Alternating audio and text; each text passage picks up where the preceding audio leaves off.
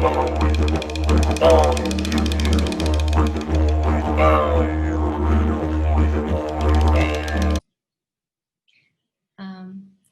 you, Sylvie, for agreeing for this interview. And I'd just like to thank the elders, the First Nation elders of this land that I'm on in Darug land in Sydney.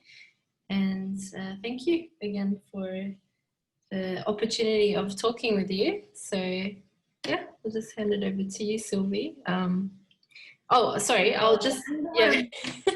I'm the one who has to thank you because you have created this event and you're creating the opportunities. Thank you, Sylvie. I've been following your work for very long.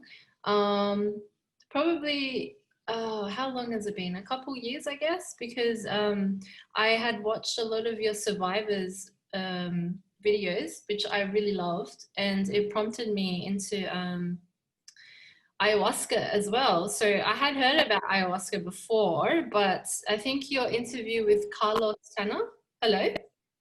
Sylvie? Yeah. Okay, yeah. Yes. Okay, good. So I was just really interested in that interview that you had done with Carlos, and then that prompted me to go onto the retreat, and I actually met a really amazing bunch of people on that retreat. And though ayahuasca, she was very powerful, she actually, I hadn't seen much in my own visions, to be honest. I know that you saw a lot, and I know a lot of people on my retreat saw a lot of things on their ayahuasca trip, but I actually personally only really just had the opportunity to meet myself a bit more deeper, but I didn't see much, or I didn't have a, you know, really big experience. But she did give me, like, she gave me more of an expansive space for me, so that I really loved. And then yeah, coming back from that, I actually started my own website and all these interviews and stuff like this, which I really enjoyed. So she did give me that level of confidence, which I loved. And yeah, so following on to that, I just found like a whole different range of modalities to heal. Like I'm really into crystals and that sort of stuff and metaphysical things. So it just led me back onto the path that I was always interested in. So yeah, the Tartaria work that you put out was very interesting for me. So I believe it's probably it might have some relevance to the Altaic regions as well. I think that personally, I think that it was relevant to that. Do you know about the Altaic regions, the Siberian and those ancient shamanic regions in, like, near Russia, the Silk Road? Do you mean the Altai regions? Yeah, Altaic. Yeah. Yes, they were always part of Tartaria. Okay. Yeah. Yeah, I did think that. Okay. I have a book on that region specifically, and I actually think that it has some links to Lemuria. Have you heard about the ancient civilization of Lemuria? Yes, I think the most reliable information about it can be found in the books of Jane Roberts. He has a lot about what we call Lemuria. He says that the people themselves called themselves Lumanians, from Lumania. And I have an entire video with the quotes about Lumania from Seth. And this is what I believe to be most authentic about that civilization. Oh, okay. I'll have to check that because I just saw the Seth material that you recommended, and I've been reading that. It's a very short read, so I'm gonna explore more of that. There is a Seth material online, and it is a piece of compilation called Seth material, but that has nothing to do with the book Seth material. Oh, okay. Which is quite large, and it's something completely different. But maybe I'm contributing to this confusion by calling the entire material from set material, which is okay, also relevant. But there is like the first few volumes from that material are also called the set material, and those are few big volumes which I don't think are available anywhere online. And after that he produced the famous set book, like The Nature of Personal Reality and so on. So the entire, everything from set is many volumes, and the easiest way to access them is on this Tim Hart YouTube channel. It is completely free. He reads them with very pleasant voice, and I would recommend this to everybody. Ah, okay, yes.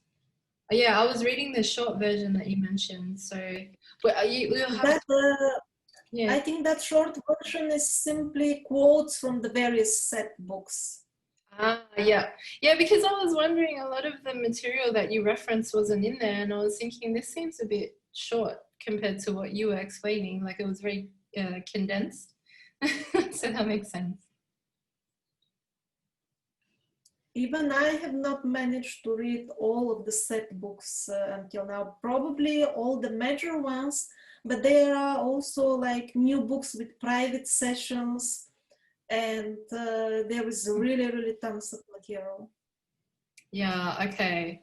I didn't realize there was volumes. I thought it was just one book. But yeah, okay, I'll have to check it out. Can you send me the link as well? I'll post it on the channel so that on my YouTube channel, on the first page, on the right-hand side, I have a link to the Tim Hart channel. Ah, okay. All right, perfect. Oh, yeah. So my like initial reaction to well, not reaction, but just yeah, kind of a response to, you know, all this stuff that relates to history was really like, I was just dumbfounded by how much I had been thinking that the, you know, mainstream history was true.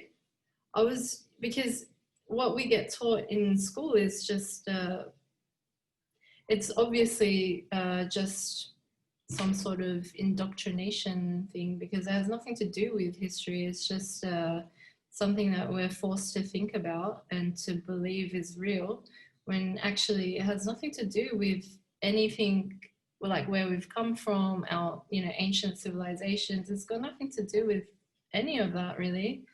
Like, even if it has to do with a little bit of, let's say, ancient Egyptian civilizations, of just very basic understanding of what that was.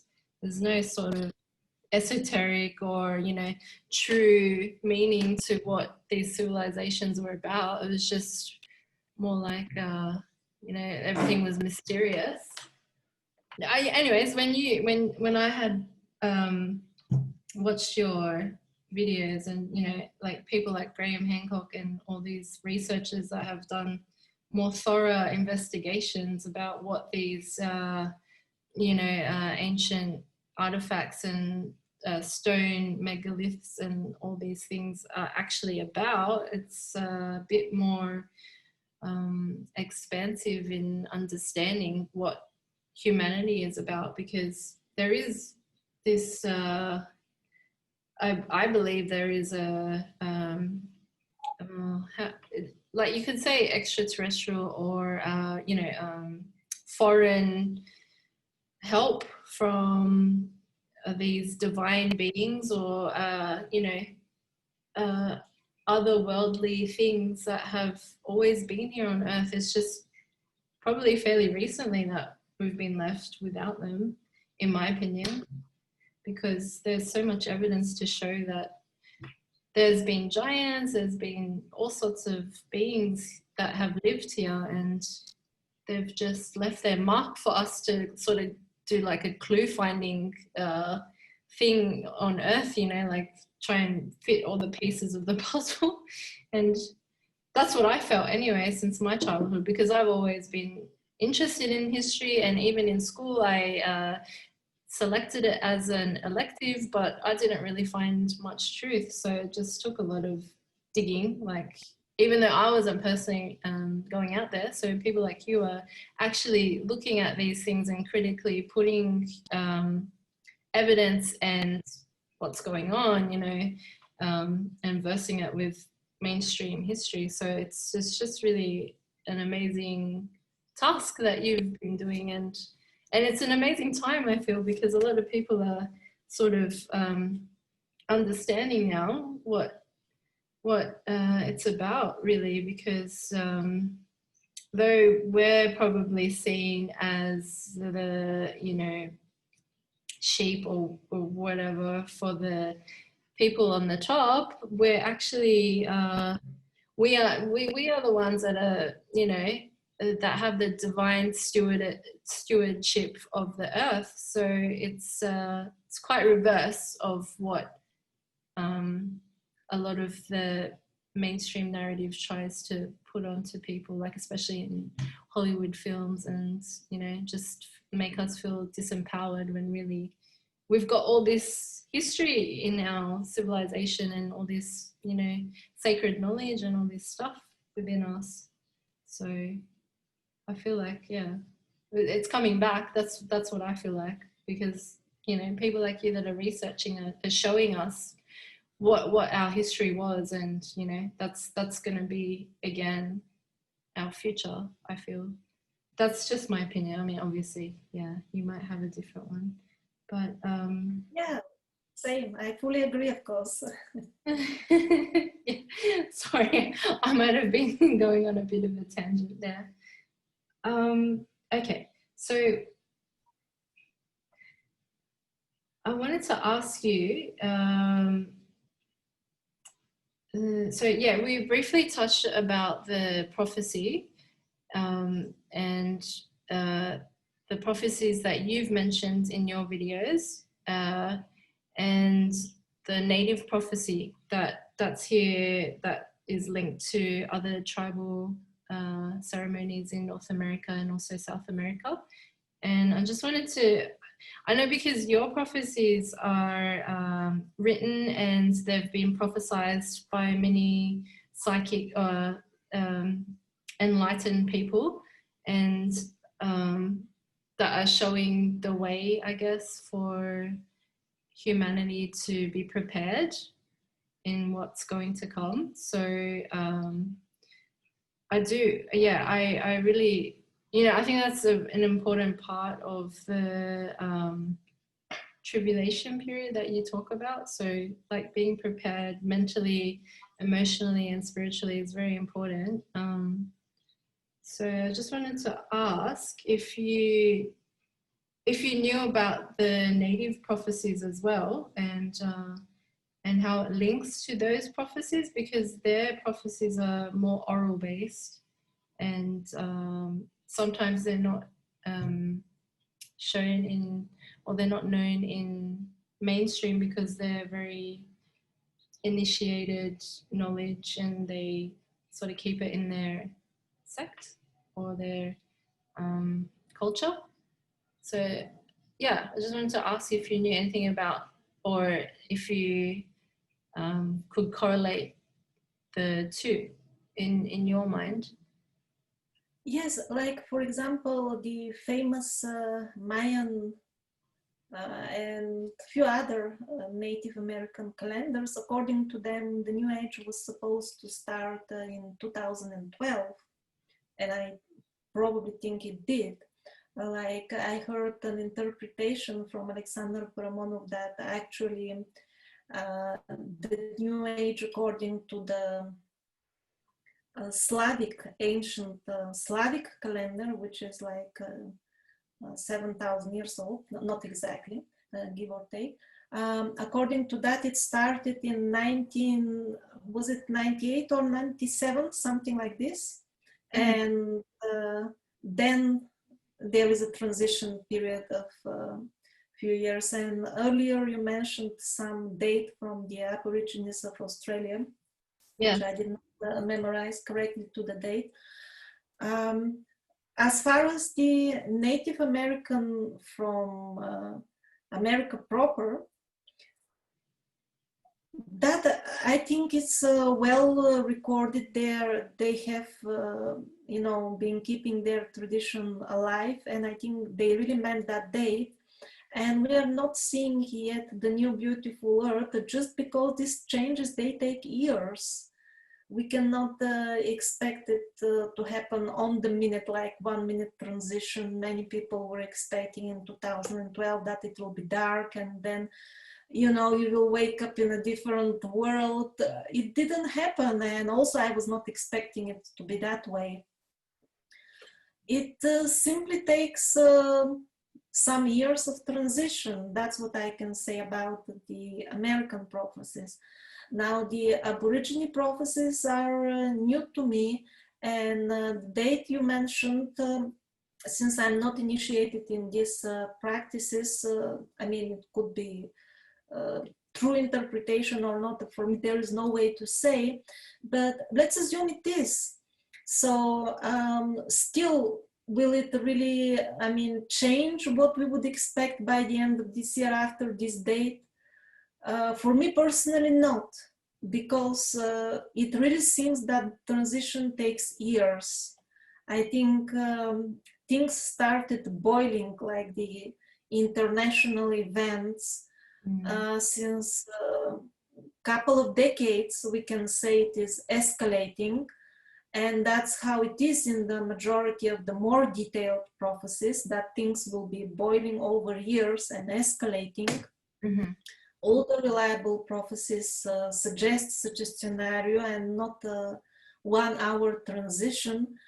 So they could be correct, these interpretations, but they will be just one out of the many prophecies confirming that we should expect big changes in very, very near future.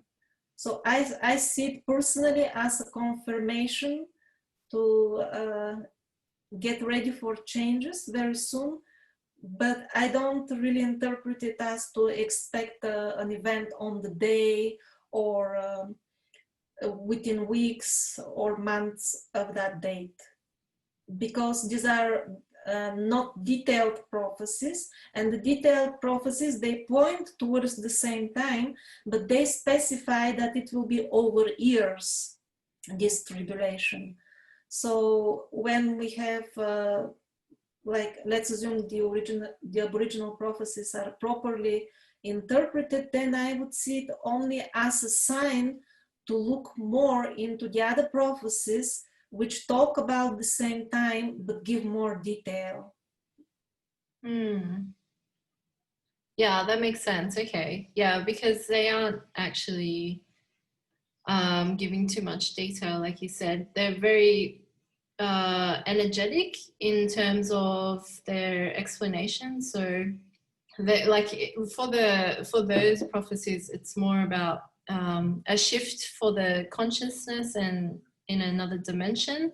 And so obviously, like you said, it probably won't be on the second, but it will be a massive transition for everybody, which probably will just affect further the along. reason for which they might be mentioning only the shift in consciousness is because that will be the main thing, and all the other changes in the normal life will be just the outer covering, you know, the after effect of that. So it is normal that they're talking only about the main thing, and in various lands they mention a few other details, like the celestial bodies going out of their ordinary course, big tidal waves, terrible earthquakes, you know, different details are sometimes also touched. But it is that what we can expect from people who see the truth, to mention the main point, which will be the shift in consciousness. But when it comes to practically preparing, like what to do today on, you know, like some action, then I think we need to look into the multitude of all prophecies and learn from them, see which are more reliable, and take those in account when we make our plans for the next weeks or months in terms of actual preparation. And I will have a video on how to prepare exactly, and what I'm gonna suggest will be also mainly on the subtle side. Okay. Because that will be the main thing. Yeah. I'm not a prepper person that will, advise you to immediately stack on eatables and all kinds of stuff. Although that may be done to some extent at a later stage when we see that exactly the things are coming. About this type of prepper things, my practical advice is to have some sort of small amount of money at home ready, cash, so that when you see that really the storm is coming, and that's why I'm giving so much attention to the forerunners of the storm, the signs which will tell us, oh yes, then I would advise you that day to go and buy things, but not yet. Yeah. Okay. Yeah, that makes sense. I think I like the fact that you focus on the spiritual side, because it's more important to be prepared in that sense, because that is the most strongest weapon we've got, really. If we don't have that, then there's not really much point to stock up on, lots of food, or you're not going to do much with that. And I feel like, anyway, between us all in our communities, I'm sure we could always find a solution to our problems. So I do feel that it's really important. It's an important tenet to really be involved in your community, in your neighbors, because when things are getting rough, you're really just going to have to band together, I feel, because it's not possible to be, by yourself at home, prepped with all your food, and then not have any sort of community or spiritual awareness. I don't think that that's very productive to humanity as a whole anyway, because everyone's going to get affected, like you said. It's not just going to be, even the people that are hiding are going to get affected. So it's really important to, band together. Okay, so I had another question in terms of your guides. So I know you mentioned like the angels and the other realms of sort of spiritual or other dimensions that you make contact with, and how they guide you in everyday life, or do you ask them? Because I also, everybody should have sort of their own inner guidance system, but I was just curious to see like what your sort of your way of communicating with them, because you seem to have very strong connection. Really a good question. Thank you for that. My communication is not as well developed as I wish it was. But despite that, it is actually over the years that I gradually understood that many messages, because I'm very critical to myself. And the reason for being critical is that when I was very young, I became a member of a terrible fanatic sect called Hare Krishna, which I do not recommend to anybody. So after that, I became very critical in anything spiritual or astral, I believe. And because of that strongly critical attitude, I have this perception that actually we all the time, all of us constantly channel, we're all channels. We constantly channel things from our other incarnations and from our higher selves.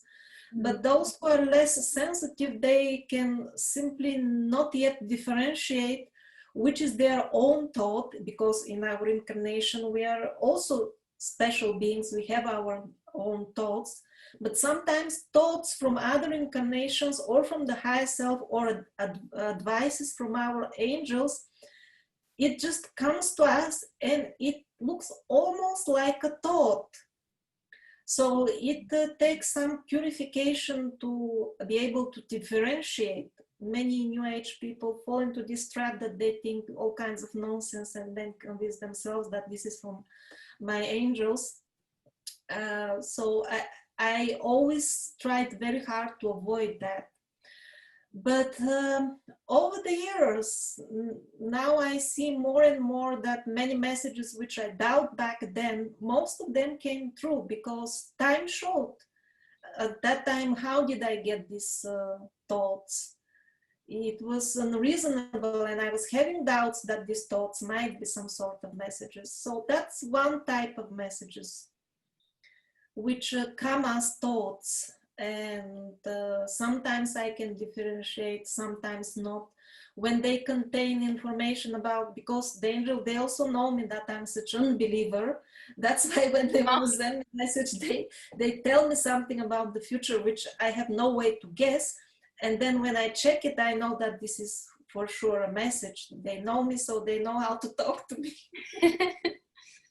This is one way. This is one way. There are also other ways. Sometimes I had visions. Then if I see something, then obviously it is really there. And I'm not a person that has hallucinations or something, but visions are still very rare to me. Like in ayahuasca, I've had many visions. Also, I've had lots of ceremonies without any visions. It's not that every ceremony has been full of visions. There was a time when these shamans, they did black magic on me, and after that there was a long period with no visions. So also in the ayahuasca visions, they're a special class of their own, which I'm also learning how to interpret and differentiate between mixed up stuff from other dimensions and something which is really applicable to our dimension. So gradually I'm progressing in that. And then there are visions that but that is very rare for me. It's not like every year. Those are rare, just a couple of them to count in my entire life when I saw things. And those I take as absolute real visions. But the information from them was not much, but it was definitely always true and important. So, but that is very rare for me. Still for me, it is impossible to like regularly get answers on demand. But I have noticed that when I persistently ask for something, usually I will eventually get an answer in some sort of form, which I will be able to recognize as definitely answer from the higher self or from the guides. Sometimes it may take a long time, but when I persist, they have never refused me, but sometimes it can be months. It also sometimes happens that, like with my grandmother, I was praying for a vision of her because she brought me up like a child, and then she died because, of course, she's a grandmother, she's not my mother. And I was asking for a vision of her when I was in Peru, like 10 years ago, or whatever, 8, 9.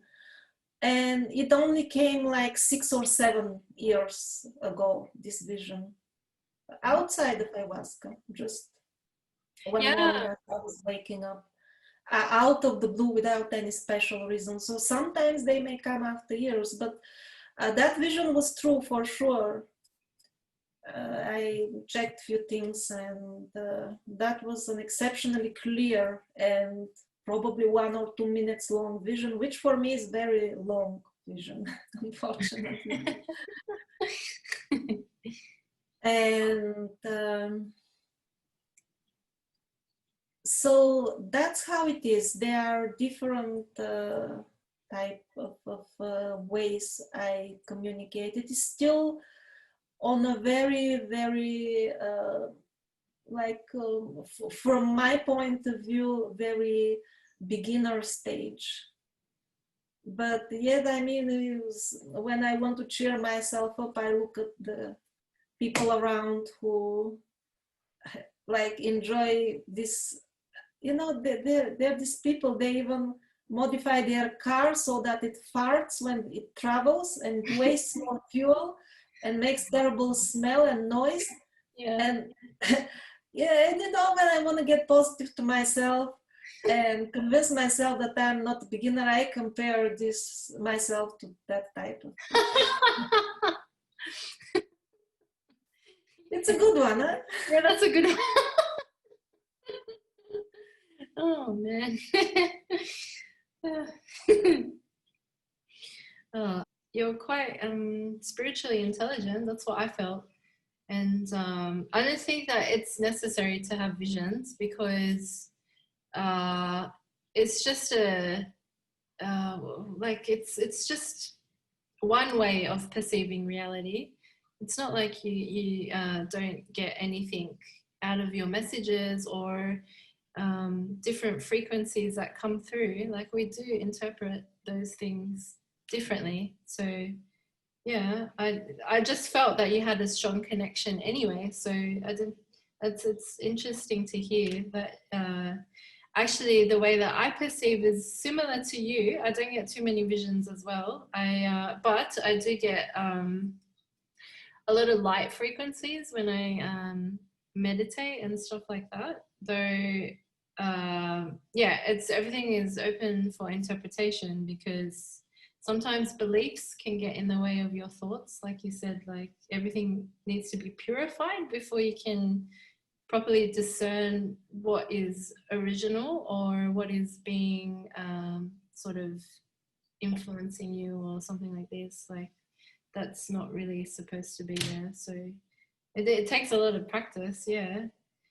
And then it comes like cycles. So yeah, that's really cool that you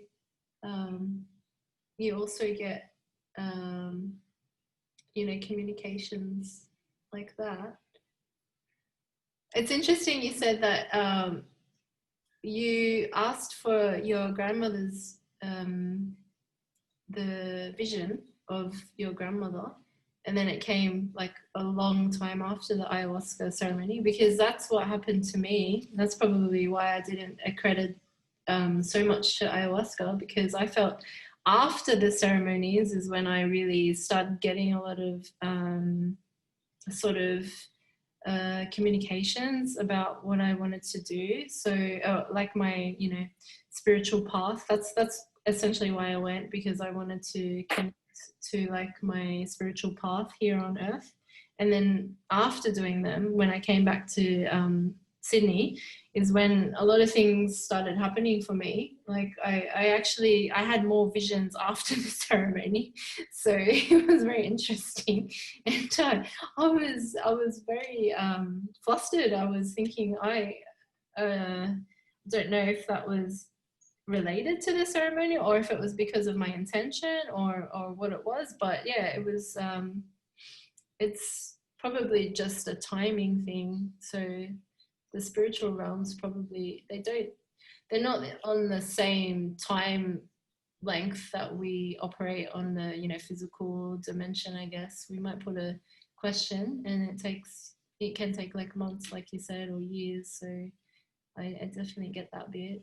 You have to be really patient in getting a clearer message and purifying your thoughts. It takes practice, yeah. Okay, so I wanted to also ask, with the just coming back to the First Nation prophecy here, because it relates to the ceremony aspect. So it's very similar to like an ayahuasca setting where there'd be a shaman. I mean, I presume I haven't actually. I've only sort of studied and and just from my some of my experiences with visiting Uluru and sacred sites around the world, it's quite prevalent to me that these sites have sacred ceremonial memory inbuilt into them. So I felt a lot of that presence. For example, when I went to Uluru the first time, because I actually, the first time I was there, I got married to my husband at Uluru, and that triggered a lot of events for me back in 2017. And so just visiting some of these sites can trigger a lot of things in a person, I believe. And so what I wanted to just mention was that so we have chakras, and so does the earth. And so that's what I wanted to come back to the First Nation prophecy about the ceremonies from the Native Americans, North America, to Uluru, because they have a rainbow serpent prophecy, which does have to do with the dimension shift, like you were saying.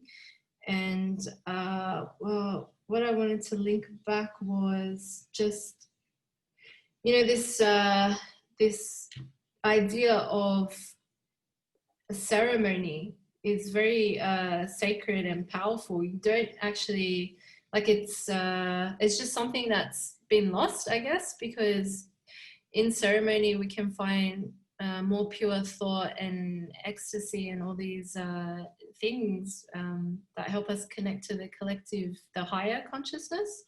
And so anyways, I just wanted to ask your opinion on, have you heard about the earth having energy points and you know, and their links to some of the sacred sites on earth? Or is that something, is that a new thing that you've heard about? Yeah, of course. So many people talk about lines or centers of the earth, or special vortex points, and all kinds of names, ultimately referring to lines, alignments, or particular centers with more intense energy. Yeah, of course, there's so much talk about this. What is the exact question?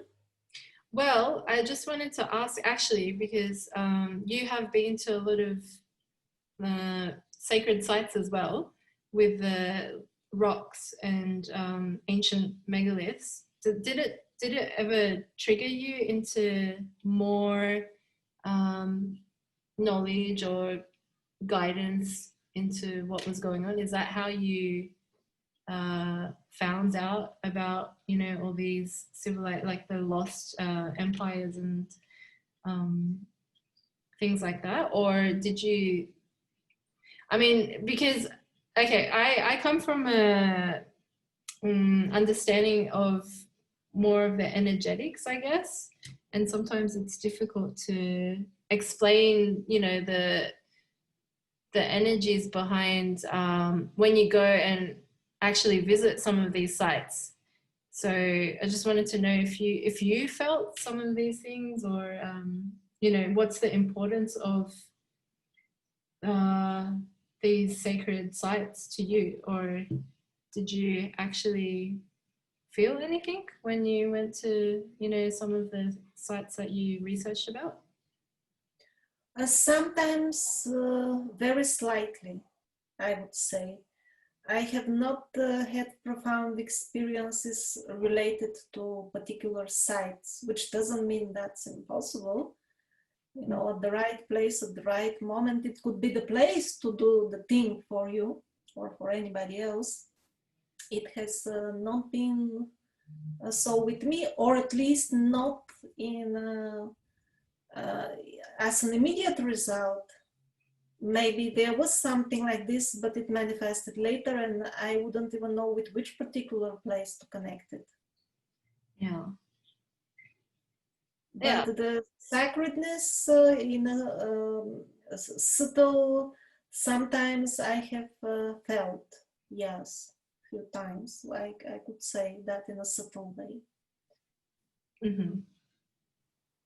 Yeah, that's interesting. I don't think everybody. Yeah, I think you may be right, because most of the sacred sites that I have traveled to, I've been with my husband, and he hasn't really.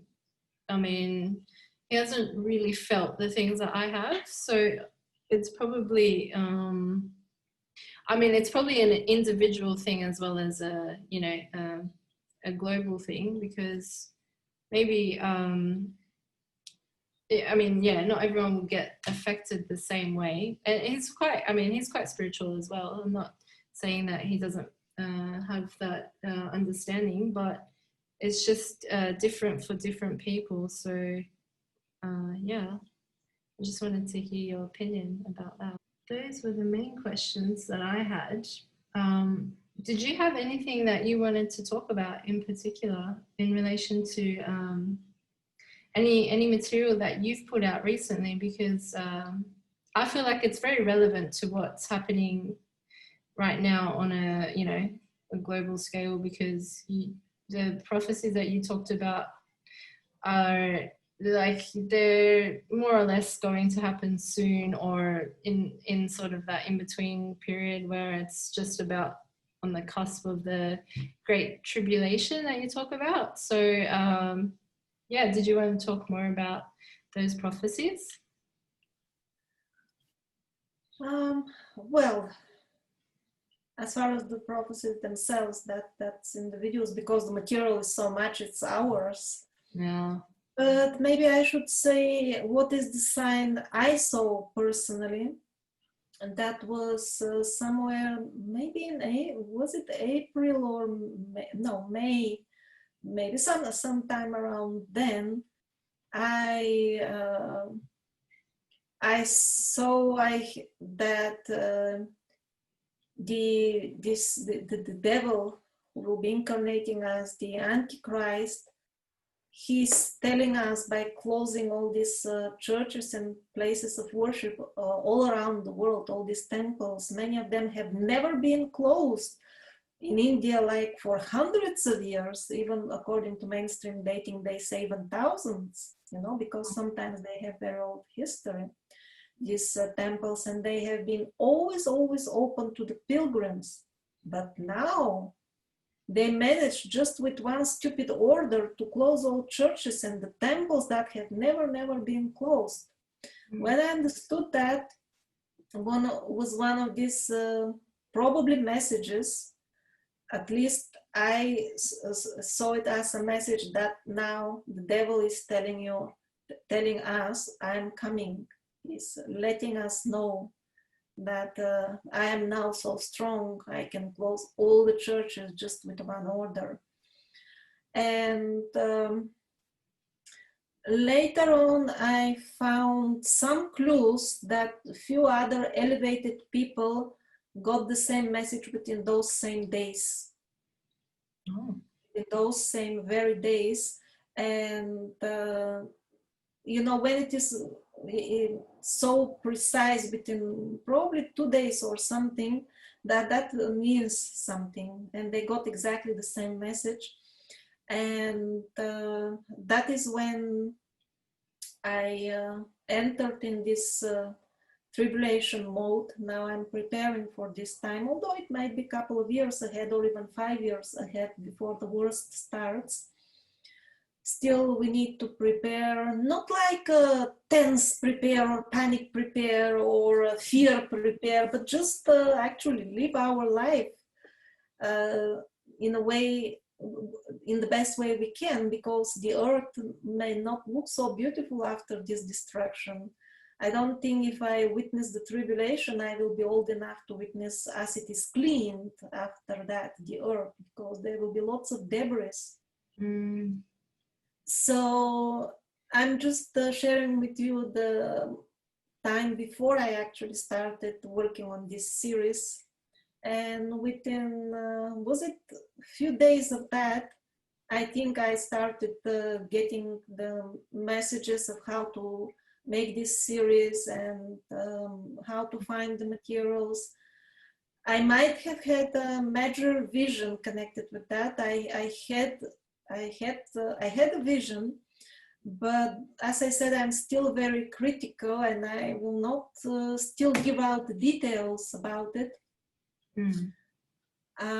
which in which I requested for more information. That was after I made the first episode or something, and then I actually found the Irmaier and Jeheni prophecies on a request, because in this vision I requested for better information, for more correct information, you know, more details, because things are coming, you know, practical stuff. And I think I found Irmaier and Jeheni in response to that. And I was shocked of how much detail they give. And this is how things are developing. And then the other third important piece of information, which will come in the next episode, is some Catholic researcher who seems to be very sincere. He has published books, and he's been researching the topic for many years, maybe probably even decades. And he told me that there is this leak of information from the Fatima apparitions, which are major apparitions. Those are really real. People saw the light of the visions since from couple of kilometers afar. Yeah, okay. So that's really genuine. But you know, the official text we have is somebody's interpretation at that time. It's not that there was a typing machine and the kids were, you know, dictating the messages on the spot. No, the official text we have is interpretations. And anyway, this person, the researcher, told me that there was a leaked information that in the culmination of the tribulation will be in, I forgot the June or July. I will give out the exact date in the next video. 2029. Oh. Yes, which is exactly in alignment with the other stuff I've been finding, and also very much in alignment with the Tibetan mystic prophecies. And those, the Tibetans, they're quite good, yeah? Yeah. So, and since anyway, even before I found about this information from Fatima, which could be, seems to be correct, the source seems to be correct, I will publish more details about the source with names and so on in the next episode.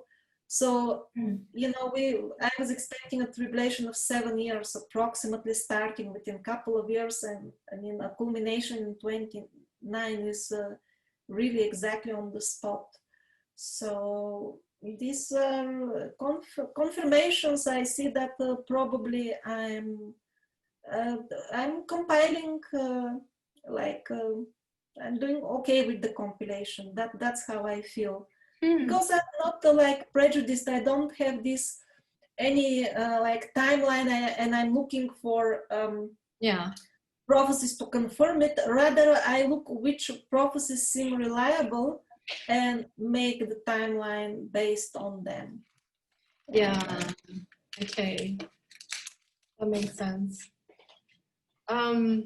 It's interesting you mentioned the temples being closed down. That was the start of it. That was your vision, because we just went to a temple on Sunday, and they were forcing everyone to wear a mask and get their temperature, and then we actually refused to go in because of this rule. So I think that was the start of, you know, implementing something in the temples, because ordinarily you wouldn't have to oblige by such rules, you know, just randomly orchestrated from, you know, this fake plan that's happening right now, the pandemic, or whatever you want to say about that. But it's just forcing a lot of different things into society right now, which has no grounding actually. So yeah, I think that it is a bit of a scary time at the moment, and yeah, it probably would get worse before the this whole thing is over. And I think the natives also, you know, because this is a technocratic society we live in, and they also talk about this way of living it does not survive, and it will have to fall down in order for the humans to you know, actually be one with the earth, because she won't actually take this sort of frequency any longer, you know, this like hierarchical structure of greed and, you know, all this stuff that we're living in. So yeah, it's interesting times that we're in at the moment.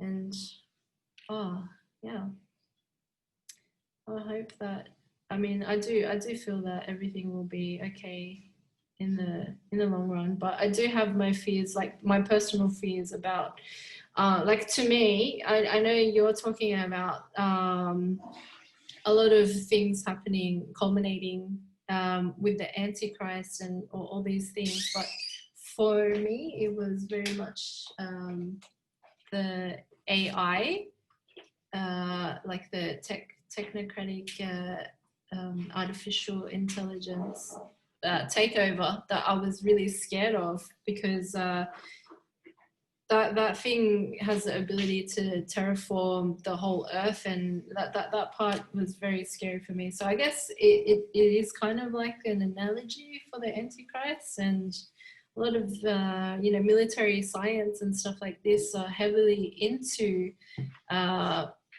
really high tech artificial intelligence stuff. So I feel like that links somehow into all this stuff that's going to culminate. Especially if you look at Elon Musk's Neuralink and things like that. That really scares Look me. at what? Sorry, I could not hear. Which mosques? Sorry, Elon Musk. Do you know Elon Musk? No. No, you don't know? Okay. Sorry. Huh? I'm sorry that I don't. Oh yeah, no, don't. Well, he's like a entrepreneur in America that has funded SpaceX and Tesla cars. Yeah, that devil. Okay. Yeah, that one. Okay. And he's got a project called Neuralink, which is AI interference with the human brain. And that scares me because, I mean, we'd be robots if our brain is linked to this AI thought program. So we'd basically just be servants of that. And that's... But that is the Antichrist. That's what he will be using. This is okay. the same thing. He will have, but this is only one of the tricks he will be using, and all of them will be equally nasty and disgusting.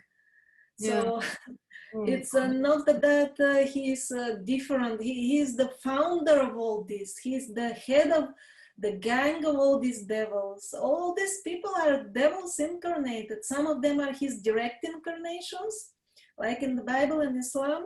It's not just one Antichrist. There is one main figure which will have like Middle Eastern origin, but he will be possessing many other people. So there will be definitely many Antichrists. This is the evidence for this is plentiful. And on the top of that, we already have all these devils incarnated from hell, having hybrid bodies, which look to us like normal people. They're straightforward devils. So I can't categorize properly that Musk chap, you know, to which devilish category he belongs. But it's obvious he is one of the heads. Of this thing. So no, we should not be making any difference between the artificial intelligence projects and the Antichrist, because he is running those. That is his heart and soul. Okay, that makes sense. because he's the master of deceit. I mean, he is like a top professional, the guru of all deceivers. And when he does a deceit, he will do it from all sides, not just one lie. But he's been preparing for all these lies and technical tricks and all the magic he will be showing. He's been preparing since a long time, since 1,000 years. He's setting up his bases and his people so that he will do his final harvest, as they call it in the Bible, the dark harvest, the black harvest of souls. He is waiting for his moment because God promised him a time when he will actually be openly king of the earth. So he's getting ready for his moment and getting ready big time. Yeah. Are setting up all devices, all lies, the mass media, everything. Yeah. Yeah, that I definitely see that. Yeah, especially in this climate right now, everything is really it's very much just amping up the mainstream media and all those devices and everything like that. Yeah, definitely. I want to ask you actually, because you studied the Vedic knowledge as well, and I find it like I really also I like the I don't know if I should call them archetypes or the you know the beings the that you can connect to in the Vedic culture. They're very strong, and I liked what you said that because of the amount of people that put their consciousness into them. I think you used a word, I forgot what it was, but it Tulpa. just, huh? Tulpa is the Buddhist term. Ah, yes, yeah, tulpa, yeah. Yeah, so because, yeah, I find that very effective in prayer and worship, because immediately I feel a sense of relief when I try to connect with these tulpas, because they do hold like such a vast consciousness from every like people's worshipping them, I guess. And yeah, I really I like connecting with them as well. And I did find that when you perform, you know, rituals or ceremonies for them, they do actually have a lot of influence in your life, like you mentioned in one of your videos. Like Lakshmi, actually, because I hadn't realized I really loved that. That was one of my first ones, that one of the first goddesses that I got introduced to. And I had done one of the worship, like the pujas for her. And yeah, I did actually start manifesting a lot of her, how do you say, like her archetypal force within my life. Like it just started happening, like you were mentioning. And it was very funny because I looked at it afterwards. It's only afterwards that I realized that she had influenced a lot of my consciousness within, you know, a couple years, like a lot of it actually. And they are really strong, powerful beings that you can connect to on a daily basis, as well as your own guidance system. So yeah, I just wanted to ask you if you still actually connect with them. Yes, I have deities at home, as people would call them, Hindu deities. Of course, yes. That is not very applicable categorization, but I have, yes. My lifestyle is kind of a Hindu lifestyle. I just wanted to follow on with the Vedic knowledge that you have, because like I only recently, I mean, since I met my husband, I did have a bit of resistance to it because he's from Nepal, and but slowly I actually realized the power of, you know, they're very matriarchal as well, like the goddesses in their culture, even in the Siberian, the Altaic regions, they also do the goddess worshipping, which was mainly to do with the matriarchal way of thinking. So it had more of the divine feminine aspects, I guess. So that's what I really liked about it, because it was not so patriarchal focused compared to other belief systems. Not that you can't find the feminine aspects in other beliefs, but I mean, yeah, I liked that aspect of it the most, anyways. And what did you like, or what drew you in initially with the Vedic culture? Sorry, what did I do? What initially? I did not get the first word.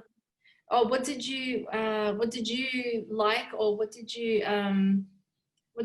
interested you in the culture, in the Vedic culture? Because I mean, it's not your tradition. For me, it was because of previous life.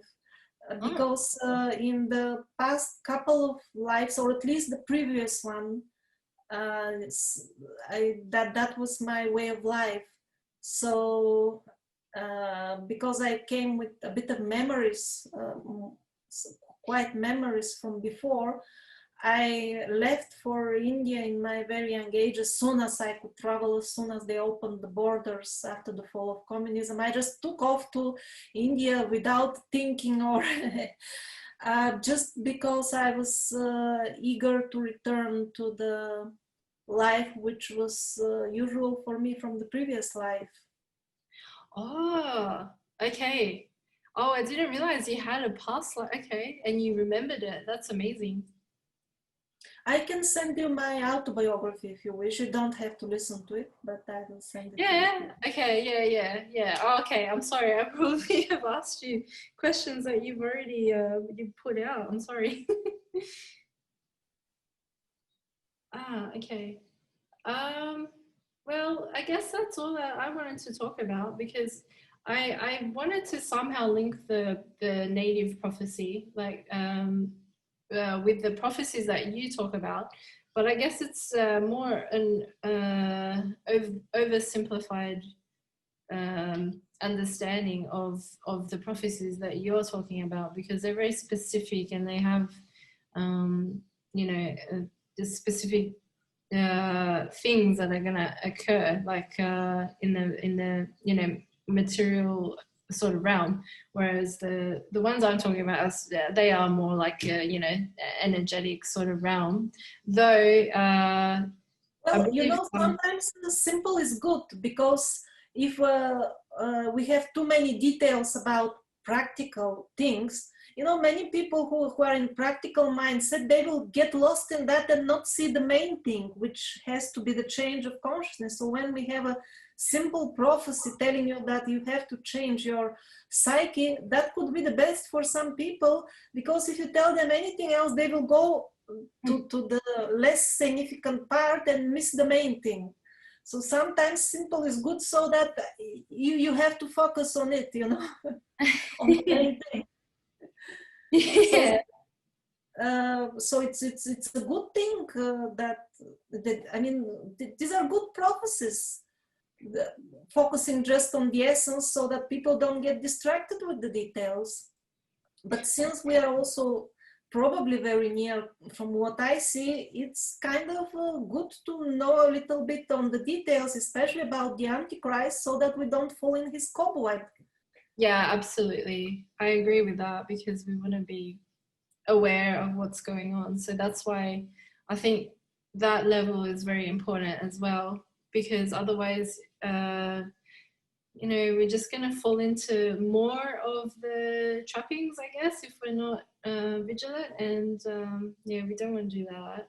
We don't want to repeat the cycle of whatever's been happening. So that's really, it's really amazing that you're putting all that information, like you're gathering all that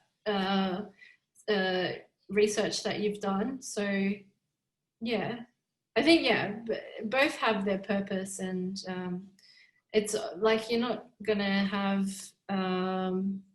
everyone on the same page, but I guess that it's important that we focus on what we want to achieve, and I guess we all want to achieve the new earth, like you say in your channel. So yeah, okay.